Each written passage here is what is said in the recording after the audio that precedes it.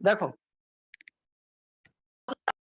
अच्छा नव्या, मैं पहले बंगाली में बोलूंगा फिर उसी को हिंदी में रिपीट कर दूंगा, ठीक है? थोड़ा सा वेट करोगे?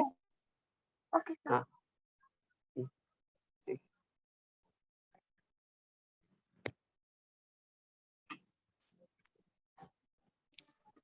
देखो, Indian polity, Indian polity, Indian polity যেটা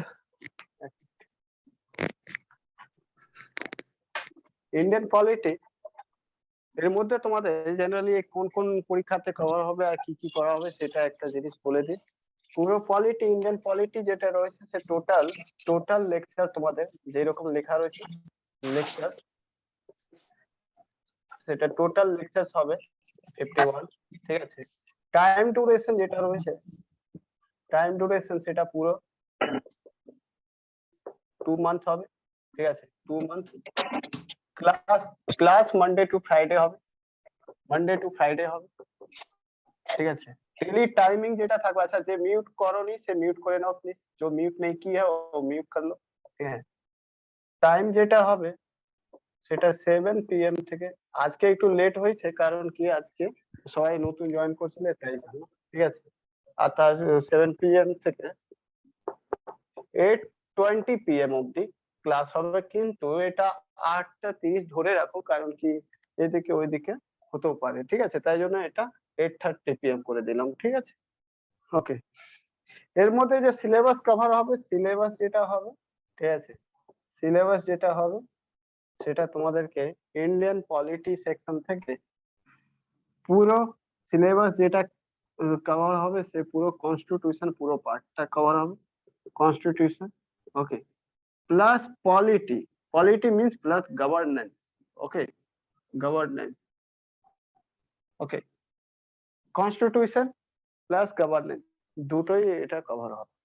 কোন কোন পরীক্ষা এক্সামতে কাজে লাগবে, ইউজফুল কোন কোন পরীক্ষাতে ইউজফুল হবে, ঠিক আছে? ইউজফুল ফর সেটা ইউপিএসসি তে পুরো, ঠিক আছে? डब्ल्यूबीसीएस और अदर पीएससी, अदर जो जे को कोनो पीएससी, ठीक है? जो भी कोई पीएससी है, पब्लिक सर्विस कमीशन, स्टेट जिस भी स्टेट का हो, पॉलिटी चेंज नहीं होती, पॉलिटी एक ही होती है সবাইকে বলছি, ঠিক আছে? अच्छा नाविया তোমাকে বললাম, तो ये नव्या तुमको भी बोल रहे हैं कि टोटल लेक्चर 51 होगी। टाइम जो है 2 मंथ की होगी, मंडे टू फ्राइडे क्लास चलेगी। टाइम 7 बजे से 8 बजे तक रहेगी, लेकिन 8:20 तक क्लास होगी, मतलब 40-40-80 मिनट का, ठीक है? सिलेबस में जो है constitution plus governance, Indian governance रहेगी। यूजफुल जो होगा वो यूपीएससी और डब्ल्यूबीसीएस और अदर पीएससी के लिए भी काम में आ जाएगा। इसके अलावा जो भी छोटे छोटे एग्जाम है, चाहे वो एनडीए हो या वो सीडीएस हो, सीडीएस हो, তাছাড়া এমটিএস हो, এমটিএস বা সিএইচএসএল हो বা সিজিএল हो, এগুলো সব পরীক্ষাতে কাজে লাগবে। सब जो भी एग्जाम है सभी एग्जाम में ये यूजफुल होगी, ठीक है? টোটাল এমসিকিউ যেটা এখানে প্র্যাকটিস করানো হবে, টোটাল এমসিকিউ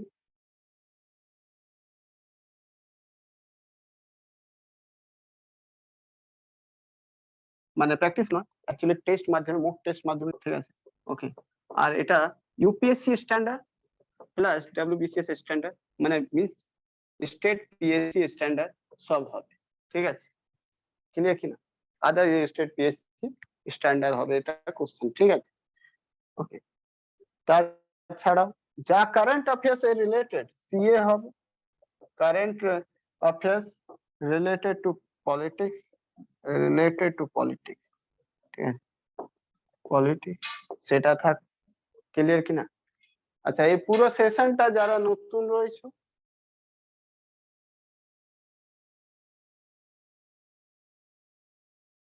তাদেরকে বলে দিই 40 মিনিট প্লাস 40 মিনিট হওয়ার পর রিজয়েন করতে হবে। 44 मिनट के बाद ये सेशन खत्म हो जाएगी, फिर से रीज्वाइन करना है। टोटल एमसीक्यू इसमें 1000 होगी, वो टेस्ट के माध्यम से होगी। 10টা সেট হবে 100 করে, ঠিক আছে? বুঝতে পারলে কিনা সবাই? समझ में आ गया सिलेबस? सिलेबस में क्या होगी, तो कॉन्स्टिट्यूशन में पूरा 1 से लेकर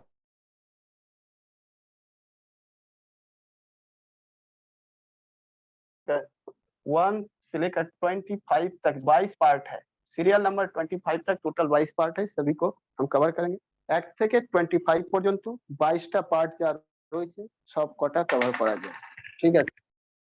আমাদের ইন্ডিয়ান কনস্টিটিউশনতে যা রয়েছে 1 থেকে 22 মানে 1 থেকে 25 সিরিয়াল নাম্বার রয়েছে, তার মধ্যে 22টা পার্ট রয়েছে, কারণ কি 4টে পার্ট ডিলিট হয়ে গেছে, ঠিক আছে? হিন্দিতে বলে দিই 1 থেকে 25 যেটা রয়েছে, हिंदी में 1 से 25 तक जो पार्ट है सीरियल नंबर में, उसमें 4 पार्ट डिलीट कर दिया गया है, तो उसी के जगह में कुछ पार्ट ऐड भी किया गया है। तो उन सभी पार्ट को हम देखो कर टोटल जो भी पार्ट है सारे पार्ट को हम लोग पढ़ लेंगे, ठीक है? इसके अलावा अमेंडमेंट जो है वो पढ़ लेंगे, सारी चीजें पढ़ेंगे धीरे धीरे।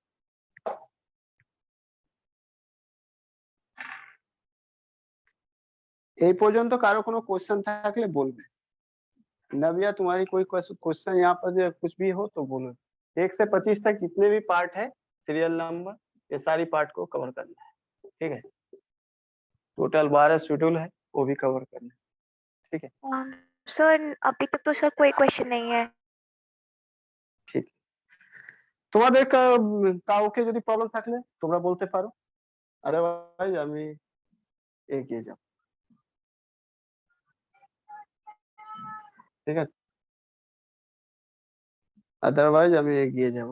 চ্যাটে কেউ লিখে দিতে পারো, ও পূজা জানা বলে এখনো ভয়েস কানেক্ট করেনি, ওর ইয়ে করতে পারে, মানে ভয়েস কানেক্ট করে নিলে ভালো হবে, কারণ শুনতে পাচ্ছে না মনে হয় পূজা জানা। দেখো চলো তাহলে আজকে স্টার্টিং যেটা রয়েছে সে আমরা ইন্ডিয়ান কনস্টিটিউশন থেকে করি।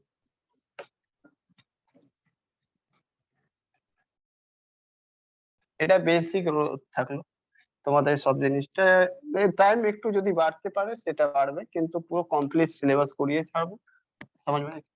যদি समय थोड़ा एक्स्ट्रा लगे तो लगेगी, लेकिन मैं पूरा कंप्लीट सिलेबस करके छोड़ू, ठीक है? ফার্স্ট কোশ্চেন যেটা হচ্ছে what is constitution, what is constitution, কনস্টিটিউশনটা কি, कॉन्स्टिट्यूशन की, ठीक है? व्हाट इज कॉन्स्टिट्यूशन, कॉन्स्टिट्यूशन क्या है, संविधान क्या है, ओके? तो इंडिया के पर्सपेक्टिव में पढ़ना है, इंडिया के इंडियन कॉन्स्टिट्यूशन हम पढ़ने जा रहे हैं। यहाँ पर अभी जो पार्ट पढ़ेंगे वो इंडियन कॉन्स्टिट्यूशन का पार्ट पढ़ेंगे, ओके? इंडियन कॉन्स्टिट्यूशन আমরা পড়বো, তো ইন্ডিয়ান কনস্টিটিউশন হিসাবে আমরা দেখব কনস্টিটিউশনটা কি, ঠিক আছে?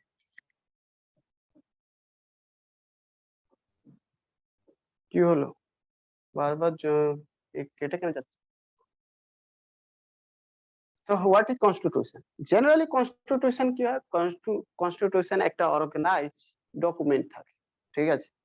কনস্টিটিউশন মিন্স কি, তো আনসার বলতে পারো it is a written document, okay? It is a written document, ঠিক আছে? Written document, written document, okay? Constitution is a written document, ঠিক আছে? তার জন্য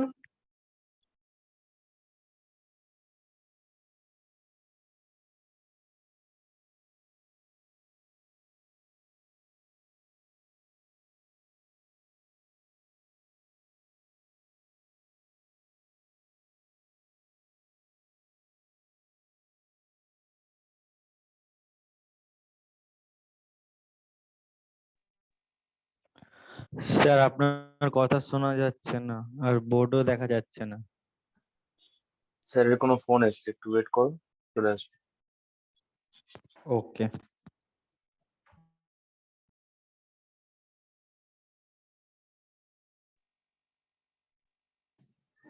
আচ্ছা শুনতে পাচ্ছ কিনা একটু বলবে, ঠিক আছে?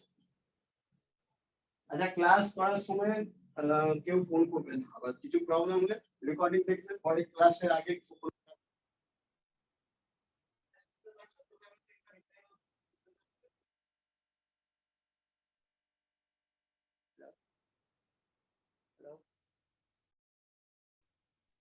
স্যার আস্তে আস্তে আওয়াজ শোনাচ্ছে।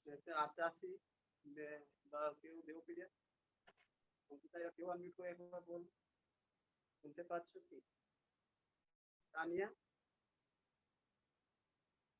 হ্যালো স্যার খুব আস্তে আস্তে আসছে। কিছু বলছো আমাকে?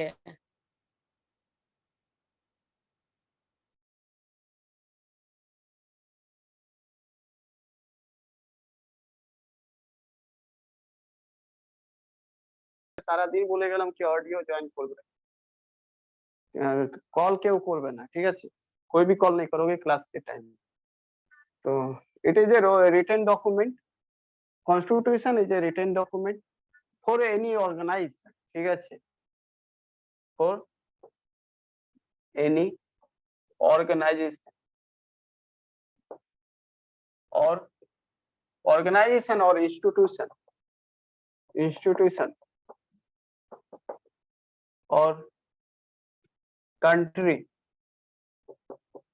যে কোনো কান্ট্রির জন্য বা যে কোনো অর্গানাইজেশন জন্য বা যে কোনো ইনস্টিটিউশন জন্য কনস্টিটিউশন একটা রিটেন ডকুমেন্ট হয় রয়েছে, মানে রিটেন ডকুমেন্ট হয়। According to that they work আর অ্যাডমিনিস্ট্রেট আর রুল, ঠিক আছে?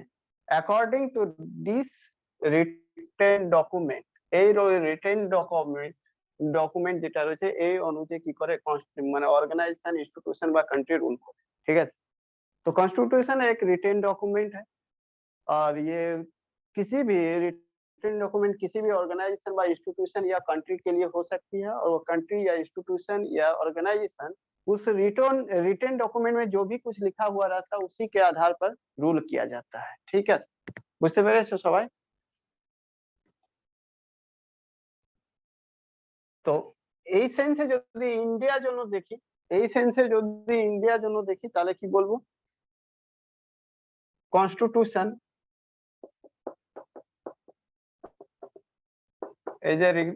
is a written document according to which Indian government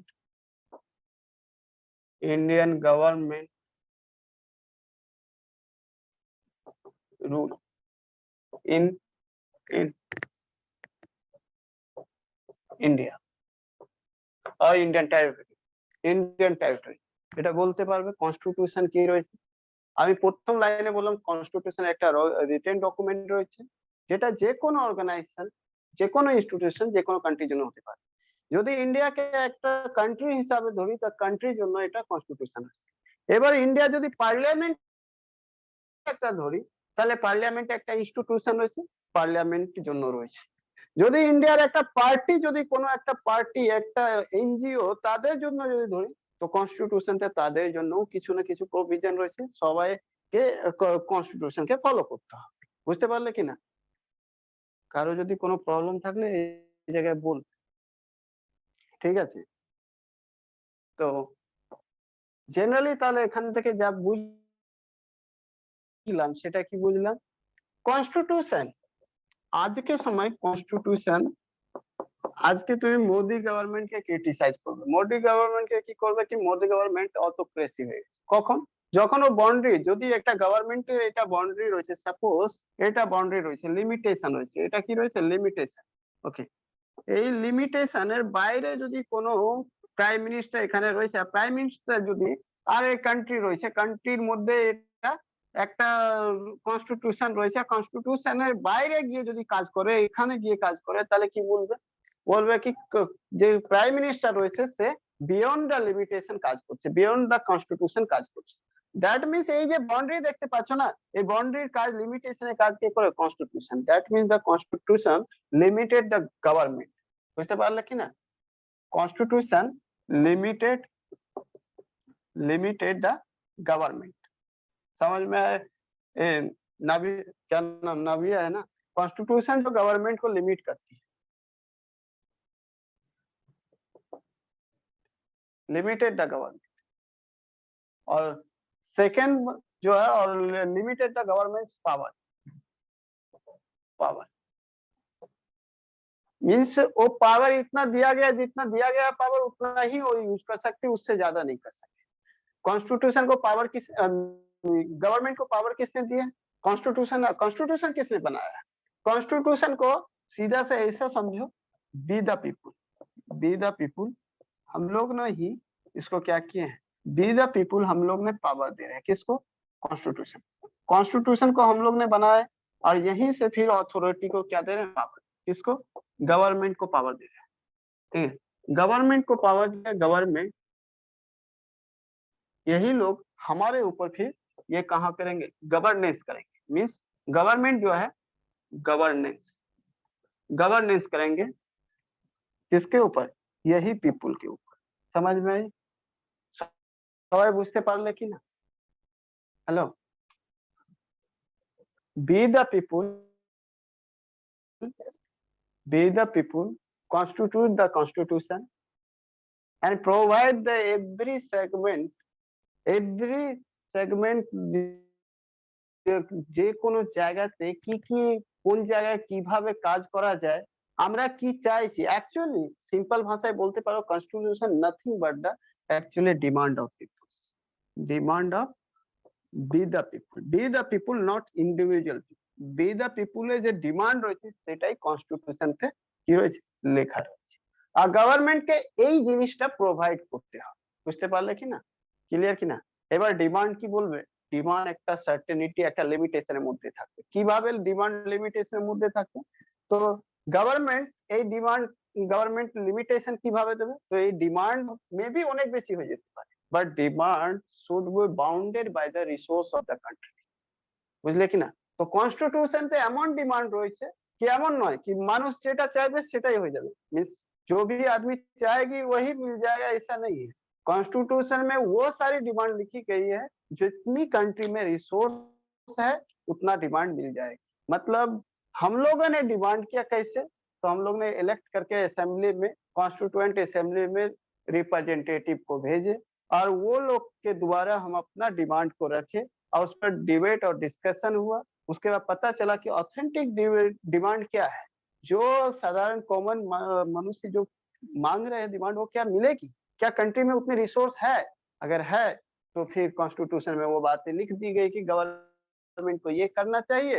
इसके लिए गवर्नमेंट को नहीं अगर करेगी तो इसको बाउंड होगा, गवर्नमेंट कोर्ट में भी जा सकती है। और कुछ ऐसी बातें लिख दी गई जिसके लिए कोर्ट जाने की जरूरत नहीं पड़ेगी। अगर गवर्नमेंट करती है तो ठीक है, नहीं करती है तो गवर्नमेंट को आप चेंज कर दीजिए। जैसे DPSP, directive principle of state policy, government को करना चाहिए, लेकिन बांग्लातेও বলে দেবো দাঁড়াও। तो डायरेक्टिव गवर्नमेंट को कुछ करना चाहिए और कुछ करना ही होगा। जो करना होगा वो फंडामेंटल राइट देना होगा प्रत्येक मनुष्य को, और जो करना चाहिए वो directive principle of state policy. বাংলাতে বলছে কি আমরা যখন কনস্টিটিউয়েন্ট অ্যাসেম্বলিতে রিপ্রেজেন্টেটিভকে ইলেক্ট করলাম আর তাদেরকে বললাম কি আমাদের জন্য কনস্টিটিউশন তৈরি কর। তো কনস্টিটিউশন তৈরি করতে সময় আমরা অ্যাকচুয়ালি আমাদের যে অ্যাসপিরেশন রয়েছে সে আমাদের রিপ্রেজেন্টেটিভ নিয়ে গেল ওখানে, ডিবেট আর ডিসকাশন দিয়ে ওখানে রাখলো কি এইগুলো ডিমান্ড রয়েছে পিপলস, কনস্টিটিউশনের মধ্যে এগুলো জিনিস ইনক্লুড করা যাবে। তখনই দেখা গেল কান্ট্রির রিসোর্স কতটা রয়েছে। তখন কান্ট্রির রিসোর্সটাকে ভেবে কনস্টিটিউশনতে দুটো ডিমান্ড সেট করলো।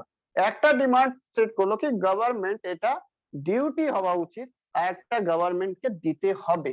তো গভর্নমেন্টের যেটা ডিউটি হলো সেটা হলো directive principle of state policy, ঠিক আছে, আর যেটা দিতে হবে সেটা হলো ফান্ডামেন্টাল রাইট। বুঝতে পারলে কি না? তো অ্যাকর্ডিং টু রিসোর্স এটা ডিভিশন হলো দুটো জিনিস। তো যাই হোক, আমি যেটা বলতে চাইলাম কি কনস্টিটিউশন তাহলে কিছুটা জিনিস গভর্নমেন্টকে বাধ্য করে দিল কি এটা করতেই হবে। তো কনস্টিটিউশন কি বললো? কনস্টিটিউশন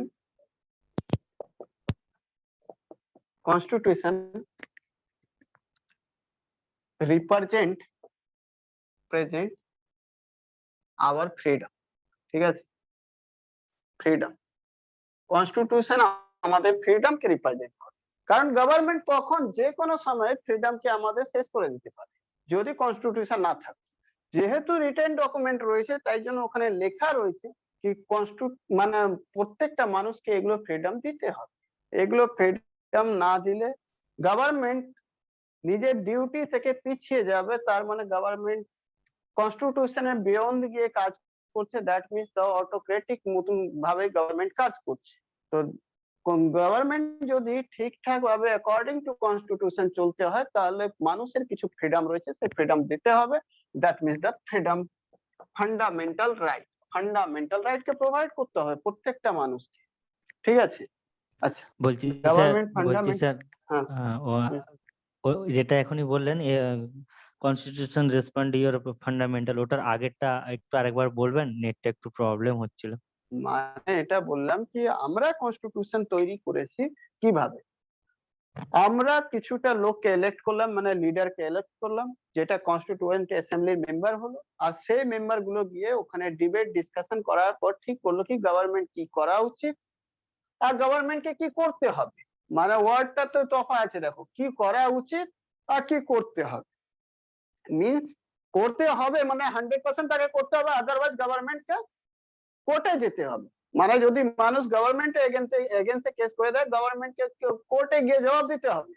আর কিছুটা এমন জিনিস ছিল যেটা যদি গভর্নমেন্টকে করা উচিত, তার মোরাল দায়িত্ব রয়েছে, কিন্তু সেটা যদি না করতে পারে তাকে কোনোভাবে কোর্টে নিয়ে যাওয়া যাবে না।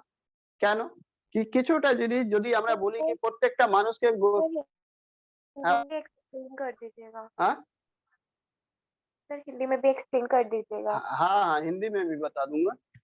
তো গভর্নমেন্টকে কিছু করতে হবে, মানে কিছুটা করতে হবে, মানে কিছু করতে হবে মিন্স সেটা এমন কিছু নয় কি বাধ্য রয়েছে। দ্যাট মিন্স যদি গভর্নমেন্টকে মানে এটা দায়িত্ব দেওয়া হয়েছে কি তোমাদের দেশে যত মানুষ রয়েছে তাদেরকে পভার্টি থেকে আপলিফট করতে হবে। পভার্টি থেকে আপলিফট মানে কি চাকরি দিতে হবে, চাকরি দেওয়া গভর্নমেন্টের ডিউটি, অব্লিগেশন নয়। মানে 100% গভর্নমেন্টকে দিতেই হবে। চাকরি যদি তোমাকে না দেয় মানে তুমি কোর্টে চলে যাবে, তা হবে না। গভর্নমেন্টের কাছে যদি রিসোর্স থাকে তো চাকরি দেবে, রিসোর্স না থাকলে দেবে না। এই জন্যই আচ্ছা এবার ফ্রিডম, ফ্রিডম যদি গভর্নমেন্ট ভুল কাজ করছে তুমি ক্রিটিসাইজ গভর্নমেন্টকে করতে পারো কিনা, আর করতেই পারো। এটা গভর্নমেন্ট বন্ধ করতে পারে না। প্রোটেস্ট করতে পারো কিনা, হ্যাঁ করতে পারো। ওখানে রিসোর্স লাগছে না, কারণ যদি গভর্নমেন্ট বিয়ন্ড দ্য লিমিটেশন কাজ করে তার এগেইনস্টে প্রোটেস্ট হবে।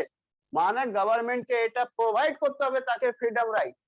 ইকুয়ালিটি, দেশের মধ্যে একটা ইকুয়ালিটি রয়েছে কনসেপ্ট, ডিসক্রিমিনেশন বন্ধ করতে হবে, ইকুয়ালিটি প্রমোট করতে হবে।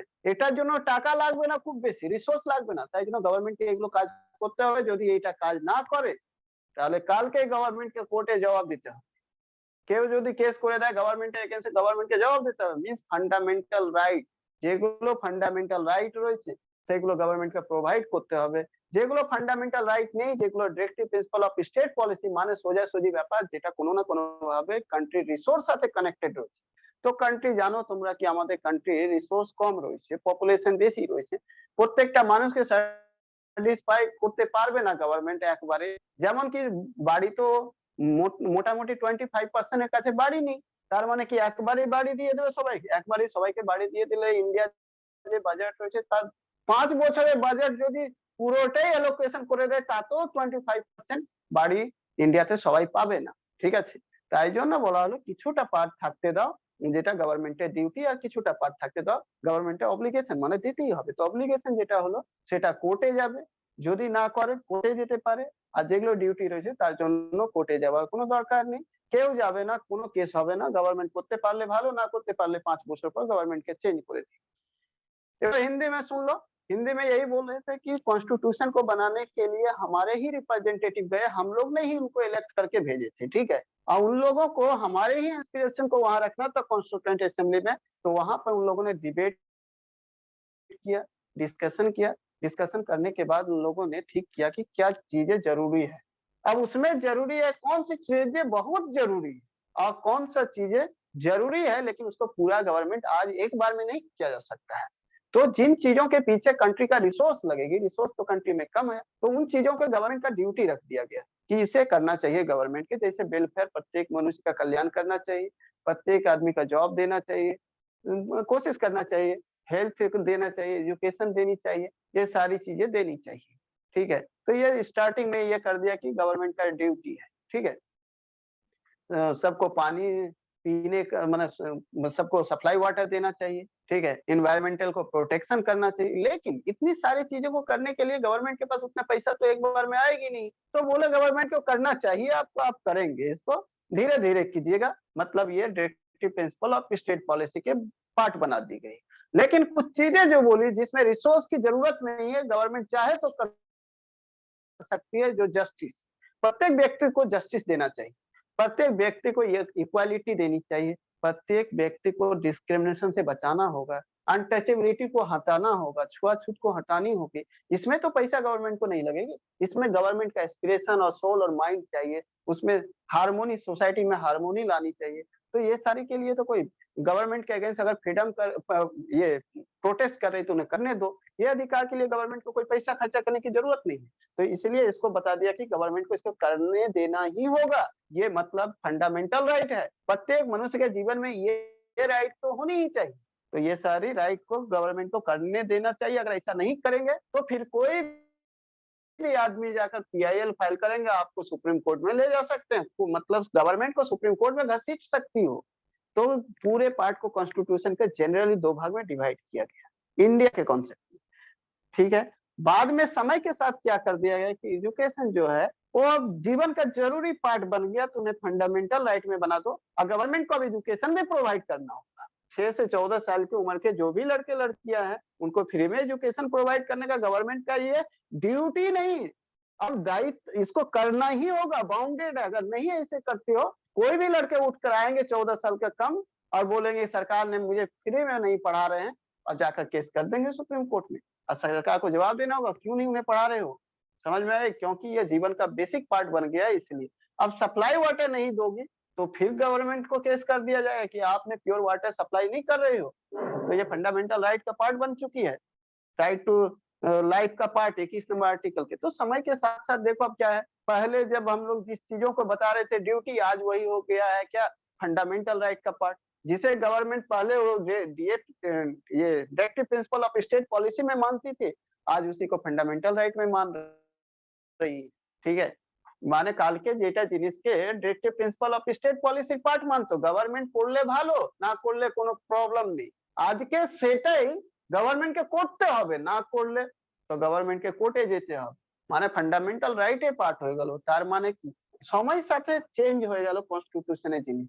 তাই জন্য আমরা কি বলি যে আমাদের যে কনস্টিটিউশন রয়েছে, ইন্ডিয়ান কনস্টিটিউশন, ঠিক আছে, সেটা কি রয়েছে, Indian constitution is a living document, okay, living document, okay, or sometime also organic document, organic, okay, organic document। বুঝতে পেরেছো সবাই কিনা এটা জিনিস বুঝতে পারলে? Living document or organic document,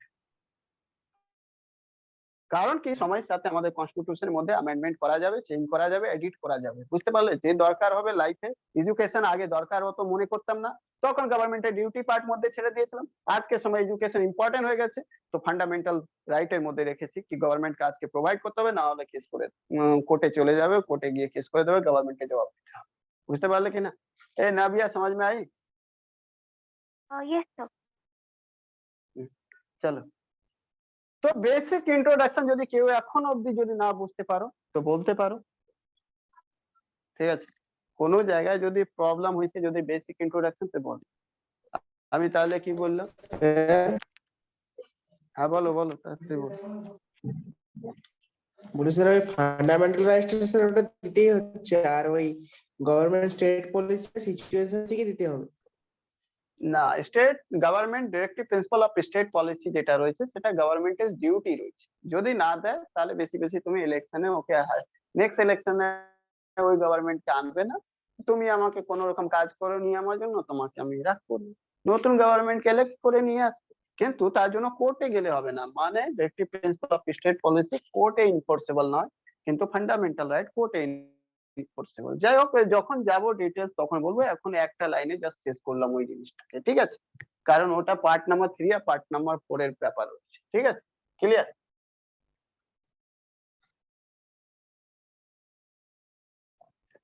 আচ্ছা, এবার যেটা ব্যাপার রয়েছে কি দুনিয়াতে কনস্টিটিউশন কত রকম রয়েছে, শোনো ব্যাপারটা। দুনিয়াতে কনস্টিটিউশন কত রকম, টাইপ অফ কনস্টিটিউশন, ঠিক আছে?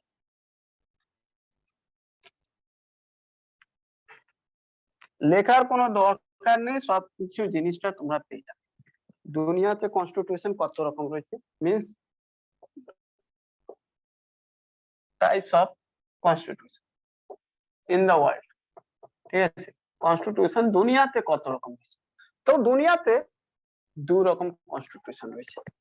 একটা রিটেন কনস্টিটিউশন রয়েছে, ঠিক আছে? রিটেন কনস্টিটিউশন, একটা আনরিটেন। ওকে, রিটেন কনস্টিটিউশন যেমন সবথেকে বেস্ট এক্সাম্পল ইউএসএ, ইন্ডিয়া,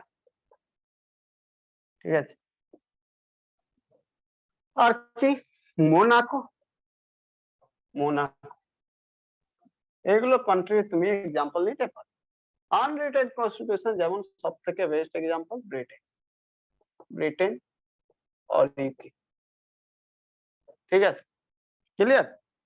এবার বলবো কি ব্রিটেন আর ইউকে এর মধ্যে কনস্টিটিউশন যেটা রয়েছে সে রিটেন রয়েছে আর আমাদের মধ্যে কি আনরিটেন রয়েছে, এরকম কিছু না। আচ্ছা, মনীষা দাস, এটা কি? মনীষা দাস নতুন কেউ জয়েন করেছে, পরে দেখছি। তো ইউএসএ, ইন্ডিয়া, মোনাকোতে, মোনাকো যেটা রয়েছে ফ্রান্সের কাছে একটা কান্ট্রি রয়েছে, ঠিক আছে? দুনিয়াতে সেকেন্ড নাম্বার ছোট্ট কান্ট্রি রয়েছে, মানে বেশি এরিয়া নয়, 2.1 কিলোমিটার মতন এরিয়া রয়েছে, ঠিক আছে? মোনাকো, বুঝলে? মোনাকো যেটা রয়েছে মোটামুটি 2 স্কোয়ার কিলোমিটার এরিয়া রয়েছে, এরিয়া ছোট্ট কান্ট্রি রয়েছে দুনিয়া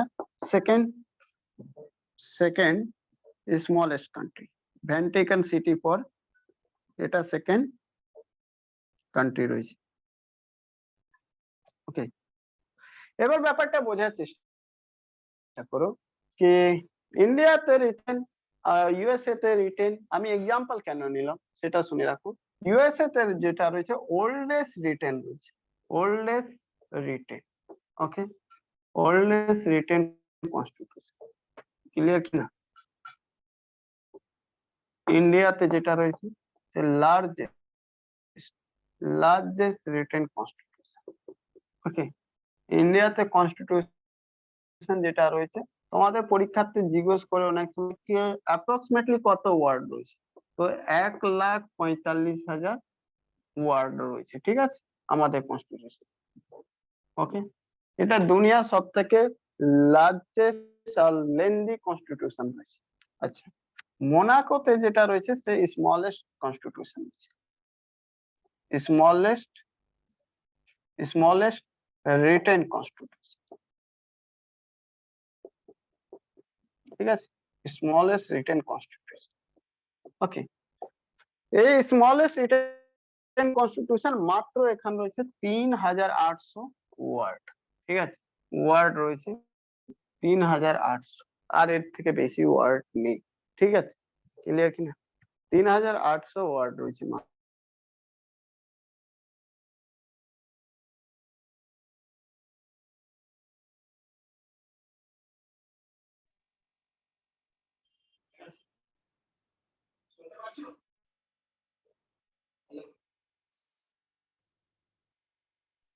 না স্যার, শোনা যাচ্ছে না স্যার, শোনা যাচ্ছে না, খুবই আস্তে শোনা যাচ্ছে। মাঝখানে কল করে দেয় না, এই জন্যই সবার। স্যার আর 1 মিনিট বাকি আছে, একবার কি লিভ করে জয়েন করতে বলবেন? हेलो नविया, ज्वाइन कर लो भी फिर से, ठीक है? और সবাইকে বলছি আবার তাড়াতাড়ি জয়েন করে নাও, কারণ এখনই কেটে যাবে কল, মানে 40 মিনিট হয়ে গেছে।